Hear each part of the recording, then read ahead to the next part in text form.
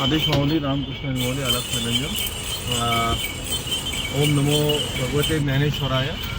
या ठिकाणी देऊ फाटा जो आहे तो त्या ठिकाणी आम्ही आहोत आता।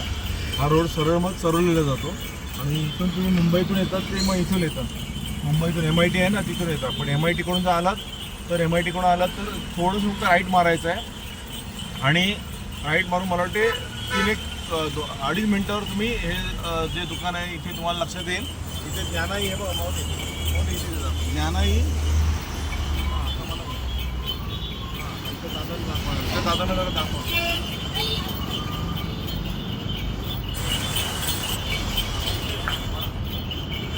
तर इथे ज्ञानाई रसवंत इथे गृह म्हणून आहे, अत्यंत उत्तम तुम्हाला उसाचा रस मिळू शकतो। शक्यतो बिना बर्फचा घ्या, बिना बर्फचा रेट थोडासा जास्त असतो आणि बर्फाला कमी असतो।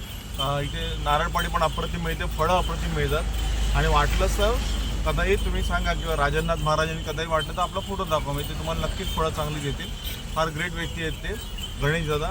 आज तुम्हाला ते दिसत आहेत नारळ हे करतायत, पण ते उच्च शिक्षित आहेत, highly qualified person is there. आला ना, पण कुठली लाज नाही आहे त्यांना तो बिझनेस करताना। म्हणजे आपली मुलं आपण काहीतरी राग मान नका, 8वी 9वी 10वी शिकतो, 12वी शिकतो, पण आपल्याला असं वाटतं की आपण लय आकाश गाठलं।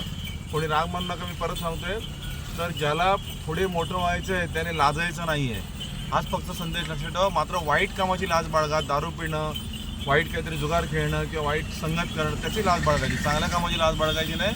तुम्ही नक्कीच उद्योजक होऊ शकता, एक आदर्श उद्योजक आहेत आणि त्यांना पुढे जायचं आहे। काही वेगळ्या लेवलला ते अजून शिक्षण त्यांचं चालू आहे, म्हणून ते MCOM झालेले आहेत। गणेश दादा आदर्श आहेत ते आणि अप्रतिम फळं ते देतात आणि अप्रतिम क्वालिटी। आता बघा इथे आपण मी सफरचंद त्यांच्याकडून घेतली, पण ती सुद्धा टॉप क्वालिटी। आणि माझे जसं महेंद्रभाई आहेत आपले प्रयागराजचे, वाराणसीचे, जसे आपल्याला अप्रतिम फळं आपल्या आश्रम व्यवस्थापनात देतात मुंबईच्या ठाण्याच्या आपल्या प्रवाहामध्ये, तर तसेच हे आम्हाला गणेश दादा या ठिकाणी मिळाले आहेत, लाभलेले आहेत आणि उत्तम मार्गदर्शन पण ते करतात सगळ्या बाबतीत। तुम्ही फळांबद्दल किंवा इथे एरियात चांगलं काय मिळेल तर कुठे, तर ते आम्हाला उत्तम हा भाग आहे। तर म्हणून आपण एक लक्षात ठेवा की माणसं जोडत जा, प्रेम जोडत जा आणि आपल्याला पुढे माऊली जोडणारच आहे। रामकृष्ण माऊली।